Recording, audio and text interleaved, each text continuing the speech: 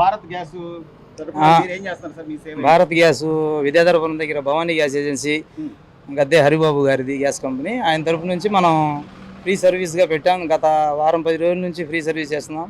దాదాపు ఒక 3,000-3,500 స్టవ్ని ఫ్రీగా చేసాం.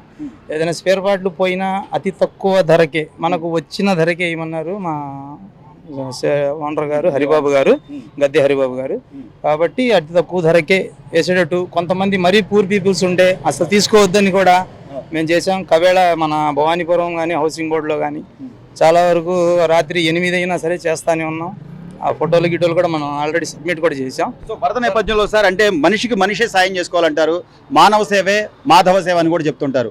ఈ నేపథ్యంలోనే రాష్ట్ర ముఖ్యమంత్రి గారు ఆయన పిలుపునివ్వడం కానీ ప్రతి ఒక్కళ్ళు ముందుకు రండి, మీ స్కిల్స్ని ఈ రోజున మనం బయట పెట్టుకోవాలి లేదా వేరే వాళ్ళకి సహాయపడాలి అని చెప్పి ఆయన పిలుపునివ్వడం ఎలా ఉంది సార్? మీరు కూడా దీనిలో భాగంగా చాలా చాలా సంతోషంగా ఉంది, చాలా ఇదిగా ఉంది, ఎక్సైటింగ్గా ఉంది. ఎందుకంటే ఇలా వరద వచ్చిద్దని చెప్పి మనం ఊహించలేదు.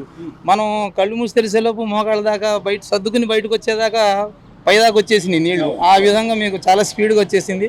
అయినా సరే మా వంతు కృషి ఇప్పుడు ఈ మన పశ్చిమ నియోజకవర్గంలో కానీ సుజనా చౌదరి గారు కానీ, మీకు గొల్లపూడి మన వైఎస్ఆర్ కాలనీ 5 రోజులు 6 రోజులు బొంసం సుబ్బారావు గారు, వసంత కృష్ణప్రసాద్ గారు, మనకి ఆయన మన మినిస్టర్ గారు కూడా పౌర సరఫరా శాఖ మంత్రి ఆయన కూడా వచ్చారు, వచ్చి చూశారు. మన గొల్లపూడిలో నాదండ్ల మనోహర్ గారు, అందరితో మనం మాట్లాడాం. చాలా సంతోషంగా ఉంది. చాలా వరకు చాలా కృషి చేసాం. చాలా మీరు వెళ్ళి వాళ్ళకి వర్క్ చేస్తున్నప్పుడు కానివ్వండి, లేకపోతే మాకు వాళ్ళు కొంతమంది టీ ఖర్చులకు కూడా డబ్బులు ఇవ్వబోతున్నా కూడా మా వద్దు అని సున్నితంగా తిరస్కరిస్తున్నారట. అంటే ఈ పరిస్థితుల్లో వాళ్ళ నుంచి మీకు ఎలాంటి రెస్పాన్స్ ఉంది సార్? అసలు మామూలుగా లేదండి. ఎందుకంటే రాత్రి 2-3 అయినా సరే మేము భోజనాలు పంచిన రోజులు ఉన్నాయి.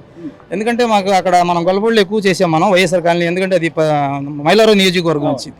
రాత్రి 2-3 అయినా సరే మేము భోజనాలు టాటర్లో వెళ్ళి తినేసామండి, వద్దండి అని అది మళ్ళీ రిటర్న్ తెచ్చుకున్న రోజులు కూడా ఆ రోజు రాత్రుల్లో. ఎందుకంటే అలా చాలా సంతోషంగా ఉంది. ఆ రాత్రి ఎప్పుడో పగలెప్పుడో కూడా మనకు తెలియలా, అంత సంతోషంగా పనులు చేసాం.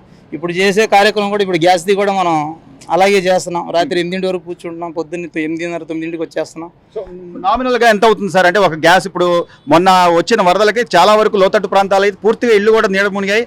దానిలో భాగంగా డౌలోకి నీళ్లు పోయి ఉంటాయి, లేకపోతే పైపులు ఇబ్బంది అయి ఉంటుంది. సుమారుగా ఎంత అవుతుంది వాళ్ళ ఖర్చు? సుమారుగా నా ఎస్టిమేషన్ ప్రకారం ఒక 400-500 అవ్వచ్చండి. ఎందుకంటే పొయ్యి మీకు 2-2.5 వేలలో పొయ్యి వచ్చింది.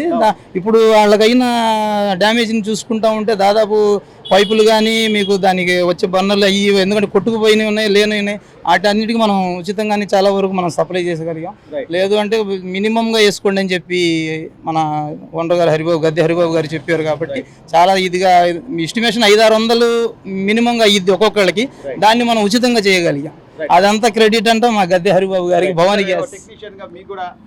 సంతోషంగా ఉందా మీరు వెళ్ళి వర్క్ చేయడం, వాళ్ళ ఆనందం వ్యక్తం చేయడం కానివ్వండి, ఆ కష్టపడే ఈ రోజున కష్టాల్లో ఉన్న వాళ్ళకి మనం సాయం చేస్తున్నాం అంటే ఆ ఫీలింగ్ ఎలా ఉంది సార్? ఫీలింగ్ బాగానే ఉందండి. వాళ్ళు సంతోషపడుతున్నారు, మేము చేసి వెలిగించి చూపిస్తున్నాము, సంతోషపడుతున్నారు. మేము పైసా తీసుకోవట్లేదు వాళ్ళ దగ్గర. చాలా స్టవ్లు వచ్చేది, గొల్లపూడిలో పెట్టాము, కబేళలో పెట్టాము, చిట్టినగర్లో అన్ని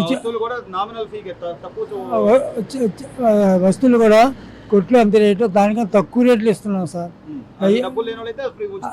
డబ్బులు లేదండి అని కానీ సరే తీసుకోండి పర్వాలేదు అని ఇచ్చేస్తున్నాము.